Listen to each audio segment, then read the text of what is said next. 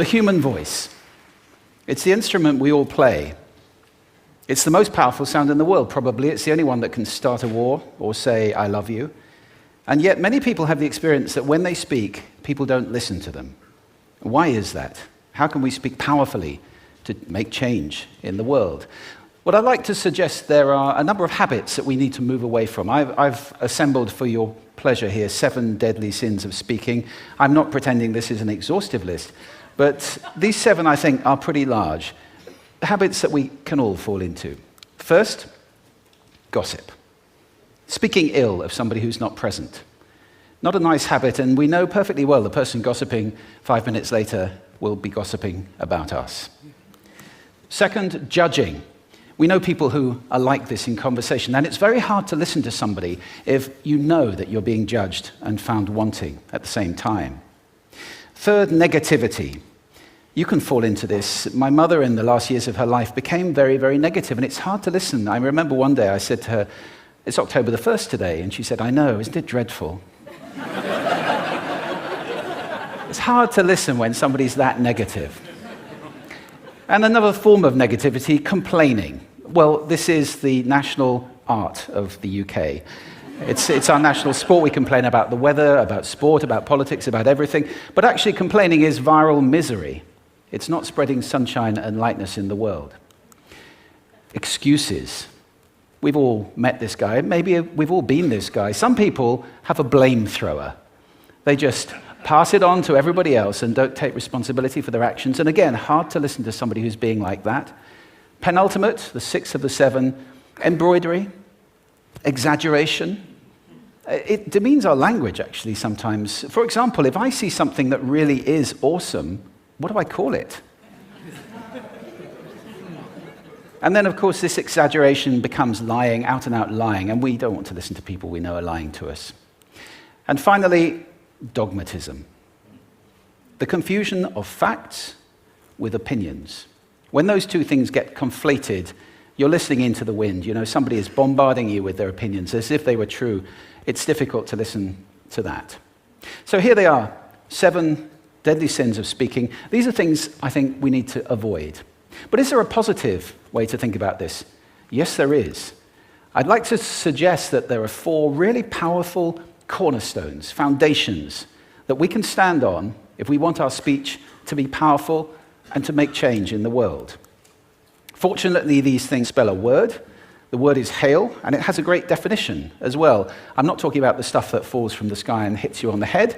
I'm talking about this definition, to greet or acclaim enthusiastically, which is, I think, how our words will be received if we stand on these 4 things. So what do they stand for?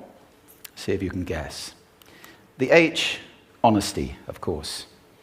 Being true in what you say, being straight and clear. The A is authenticity, just being yourself.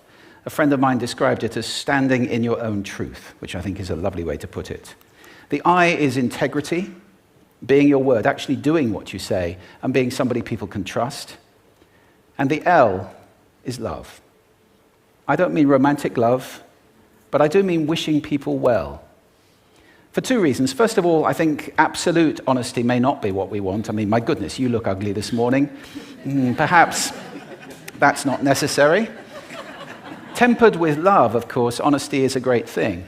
But also, if you're really wishing somebody well, it's very hard to judge them at the same time.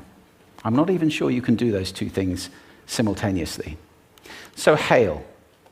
Also, now that's what you say, and it's like the old song, it is what you say, it's also the way that you say it. You have an amazing toolbox. This instrument is incredible, and yet this is a toolbox that very few people have ever opened.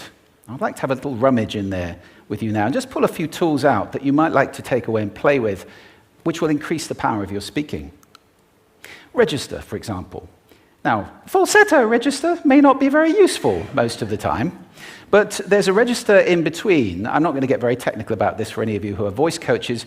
You can locate your voice, however. So if I talk up here in my nose, you can hear the difference. If I go down here in my throat, which is where most of us speak from most of the time.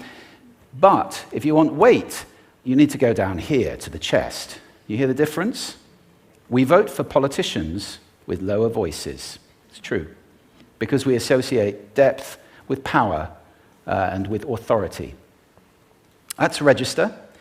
And we have timbre. It's the way your voice feels. Again, the research shows that we prefer voices which are rich, smooth, warm, like hot chocolate. Well, if that's not you, that's not the end of the world, because you can train. Go get a voice coach. And there are amazing things you can do with breathing, with posture, and with exercises to improve the timbre of your voice. Then prosody. I love prosody. This is the sing-song, the meta-language that we use in order to impart meaning. It's route one for meaning in conversation. People who speak all on one note are really quite hard to listen to if they don't have any prosody at all. That's where the word monotonic comes from, or monotonous, monotone. Also, we have repetitive prosody now coming in, where every sentence ends as if it were a question, when it's actually not a question, it's a statement. And if you repeat that one over and over, it's actually restricting your ability to communicate through prosody, which I think is a shame. So let's try and break that habit. Pace. I can get very, very excited by saying something really, really quickly, or I can slow right down to emphasize. And at the end of that, of course, is our old friend, silence. There's nothing wrong with a bit of silence in a talk, is there? We don't have to fill it with ums and ahs. It can be very powerful. Of course, pitch often goes along with pace to indicate arousal, but you can do it just with pitch. Where did you leave my keys? Where did you leave my keys? It's a slightly different meaning in those two deliveries. And finally, volume. I can get really excited by using volume, sorry about that if I startled anybody, or I can have you really pay attention by getting very quiet. Some people broadcast the whole time. Try not to do that. That's called sodcasting. Imposing your sound on people around you carelessly and inconsiderately. Not nice.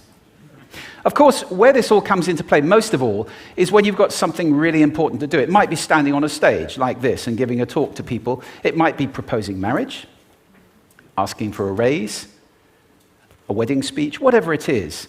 If it's really important, you owe it to yourself to look at this toolbox and the engine that it's going to work on. And no engine works well without being warmed up. Warm up your voice. Actually, let me show you how to do that. Would you all like to stand up for a moment? I'm going to show you the 6 vocal warm-up exercises that I do before every talk I ever do. Anytime you're going to talk to anybody important, do these. First, arms up. Deep breath in and sigh out. Like that. One more time. Very good. Now we're going to warm up our lips, and we're going to go bo, bo, bo, bo, bo, bo, bo, bo. Very good. And now, just like when you were a kid. Now your lips should be coming alive. We're going to do the tongue next with exaggerated la, la, la, la, la, la, la, la, la. Beautiful. You're getting really good at this. And then roll an R. That's like champagne for the tongue. Finally, and if I can only do one, the pros call this the siren. It's really good. It starts with we and goes to or. The we is high, the or is low. So you go wee, or wee. Fantastic. Give yourselves a round of applause. Take a seat. Thank you. Next time you speak, do those in advance. Now, let me just put this in context to close. This is a serious point here. This is where we are now, right? We speak not very well into people who simply aren't listening in an environment that's all about noise and bad acoustics. I have talked about that on this stage in different phases. What would the world be like if we were speaking powerfully to people who are listening consciously in environments which were actually fit for purpose? Or to make that a bit larger, what would the world be like if we were creating sound consciously and consuming sound consciously and designing all our environments consciously for sound? That would be a world that does sound beautiful, and one where understanding would be the norm. And that is an idea worth spreading. Thank you. Thank you.